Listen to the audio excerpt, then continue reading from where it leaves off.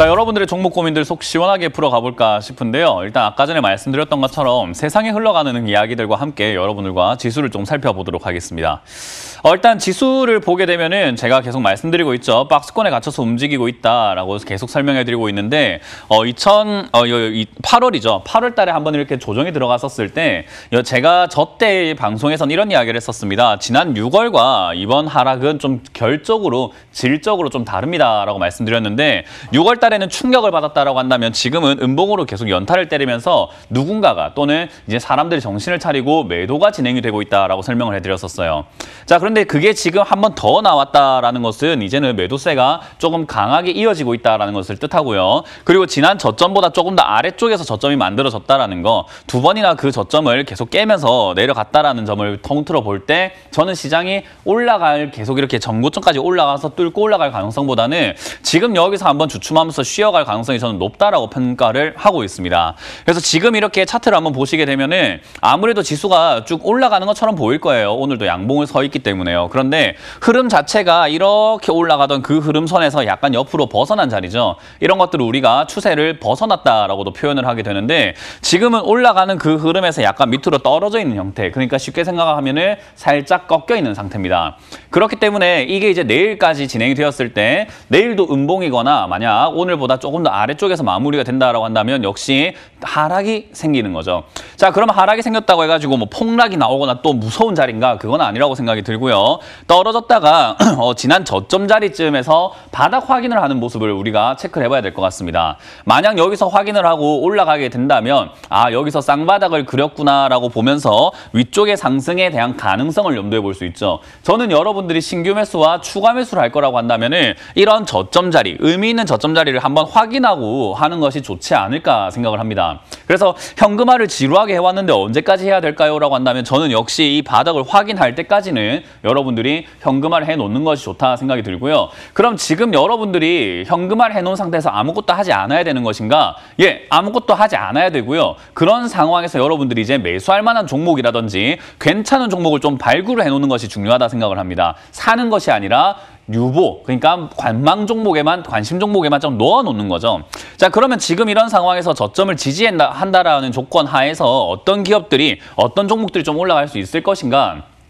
지금 여러분들께서 많이 아시겠지만 지금 금융 데이터에 대한 보안 취약이라는 이야기들이 굉장히 많이 나오고 있거든요.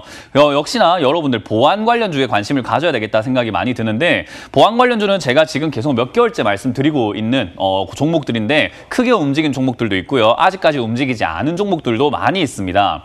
그만큼 보안이라고 하는 것은요. 우리가 빅데이터라든지 디지털 뉴딜 사업을 진행을 하게 될 때는 반드시 필요한 게 보안이거든요. 그래서 저는 보안 관련주에 여러분들이 역시나 조금 전망을 한번 밝게 보시면서 저점에 잡아놓으시는 게 어떨까 생각이 들고요. 그리고 두 번째라고 한다면은 이제 아무래도 자동차 관련주들 다시 한번 뛰어오를 가능성이 저는 높다라고 봅니다. 이미 올라와 있는 그런 기업들 말고요. 바닥에 있지만 충분히 실적이 잘 나오는 기업들이 있는데도 불구하고 많은 분들께서 실적이 나오는 기업들보다는 단순히 실적이 없더라도 테마상에서 급등한 종목들만 좀 따라 붙으시는 경향이 있는 것 같아요. 그래서 지난 바닥을 잡는다라고 했을 때 여기 저점을 잡는다고 했을 때 또는 혹시나 무너뜨리고 내려간다고 하더라도 저는 이제는 실적이 있는 기업들이 갈 수 있다라고 생각을 합니다. 그 말은 보안 관련 테마와 빅데이터 관련 테마와 그리고 자동차 관련 수소차라든지 자동차 부품 테마에 관련된 이 세 가지 업종 중에서 실적은 나오고 있으나 주가가 아직까지 크게 상승하지 못했던 기업들을 여러분들이 잡아놓는다면은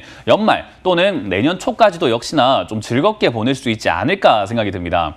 그래서 지금은 여러분들이 당장 수익을 내는 것을 뭔가 목표로 하시기보다는 연말을 위해서 뭔가 지금 잡아놓는다. 농사 짓는 마음으로 씨를 심어 놓는다라는 생각으로 물량을 천천히 늘려가는 게 좋겠다 생각이 들거든요. 아무 종목에다 늘리는 것이 아니라 아까 말씀드렸던 세 가지 업종, 보안, 그리고 빅데이터 그리고 자동차 관련주죠. 그렇게 세 가지 업종 테마를 여러분들이 좀 관심을 가져주시면 어떨까 생각이 들고요. 지금 현재 상황에서는 여러분들이 내가 들고 있는 종목도 체크를 잘 해봐야 될 타이밍인 것 같아요. 역시나 실적입니다. 여러분들이 실적에 대한 생각을 너무 안 하시는 것 같다 생각이 드는 게 한 번씩 상담을 하다 보면 적자가 많이 나오고 있는데도 또는 코로나 때문에 적자가 이어지고 있는데도 그리고 앞으로 적자가 계속 이어질 것 같은데도 불구하고 급등했다라는 소식 때문에 또는 TV에서 그냥 단순히 좋다라고 하는 이야기 때문에 매수하시는 분들이 상당히 많은 것 같습니다. 여러분들이 어렵게 생각하실 필요가 없어요. 어떤 기업이든지 간에 이 기업 분석이라는 재무제표는 여러분들이 집에서 아무 데서나 다 보실 수 있는 거거든요. 자, 이 재무제표를 열었을 때 밑으로 쭉 내려가게 되면은 영업이익이라는 곳이 있습니다. 다른 거 많이 필요 없어요. 영업이익이라고 하는 이 단계가 있습니다. 영업이익이 여러분들이 봤을 때 이렇게 까만색으로 흑자가 나고 있는 기업인가 아니면 적자가 나고 있는 기업인가만 잘 체크하신다고 하더라도 나쁘지 않다 생각이 들고요. 그럼 흑자가 나거나 적자가 나는 기업 중에서 흑자가 난다고 무조건 좋은 기업일까요? 라고 한다면 사실 그렇게 본다면 또 그건 아니에요. 왜냐하면 시장은 만년 1등, 만년 2등보다는 37등에서 30등으로 성장하는 기업을 좀 더 좋아하게 되어 있습니다. 그렇기 때문에 여러분들께서 지금 관심을 가져야 되는 것은 적자가 나던 기업이었는데 흑자가 나기 시작을 한다든지 또는 흑자 폭이 점점 줄어들고 있다가 다시 흑자 폭이 점점 늘어나고 있든지 예를 들면 100억, 50억 벌다가 17억까지 내려갔다가 다시 이번 분기에 올해 예상 추정치가 한 50억까지 성장하는 기업 내려갔다가 올라가는 턴어라운드라고 하죠. 그런 기업들에 여러분들이 좀 관심 가져야 될 것 같고요. 코로나 때문에 많은 기업들이 지금 적자가 나고 있죠. 그리고 흑자를 내지 못하는 기업들도 많고 흑자가 좀 줄어든 기업들도 많은데 흑자로 선방하고 있는 기업이라든지 또는 이렇게 코로나 때문에 힘든데도 불구하고 흑자로 돌아서는 기업인데 불구하고 주가가 올라가지 않는다라는 것을 여러분들이 잡아볼 필요가 있다 생각을 합니다. 물론 그런 종목을 잡았을 때 당장 재미있을 것 같지는 않아요. 예를 들면 제가 최근에 한화 에어로스페이스라는 기업을 말씀을 드렸었는데 요 기업도 보시면은 지금 2017년에 영업이익이 800억이고 2018년 500억으로 줄었습니다. 그리고 2019년에 1,600억으로 늘고요.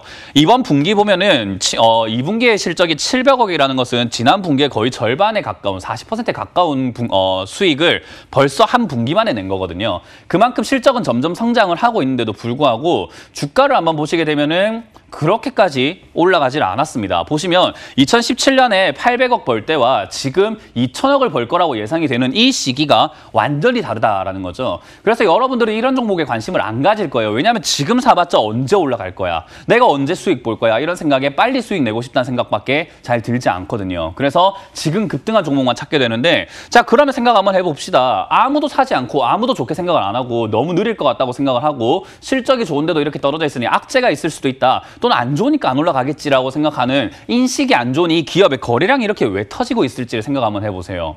거래가 많다라는 것은 사는 사람이 있다라는 거고요. 파는 사람이 있다라는 건데 누가 팔 것인가? 들고 있던 사람들이 팔겠죠. 어떻게 해요? 비싸게 사서 들고 있던 사람들이 싸게 팔고 있는 거예요. 그 싸게 팔고 있는 건 누군가는 싸게 사고 있습니다. 왜 이걸 그렇게 사고 있을까요? 별로 좋아 보이지도 않는데요. 여러분들이 이런 쪽에 관심을 가져야 되는 거예요. 거래량이라고 하는 것을 어렵게 생각할 필요가 없이 누군가가 사고 있는데 왜 살까? 실적이 좋으니까 사고 있겠죠. 그러면 언제 올라갈까? 이걸 다시 끌어올라갈 때 그리고 사람들이 실적이 좋네 라고 인식을 가져줄 때 올라갈 가능성이 높다라고 하는 거예요. 이런 걸 제가 항상 말씀드리고 넷마블도 그런 관점에서 추천해드렸고 현대차도 마찬가지였고요. LG 디스플레이도 마찬가지 관점에서 추천을 해드리고 있는 겁니다. 이런 기업들은 지금 당장 수익을 볼 수는 없지만 반드시 빛을 볼 수밖에 없는 그런 구조를 가지고 있다라고 보시면 돼요. 그래서 여러분들이 당장이 아니라 조금 시간이 조금 걸리더라도 수익을 확실하게 챙기고 싶다 한다면 저는 이렇게 저점에 있는 종목이지만 실적이 증가하고 있는 기업, 선방하고 있는 기업들에 여러분들이 관심을 가져보는 게 어떨까라는 조언을 드릴 수 있을 것 같습니다.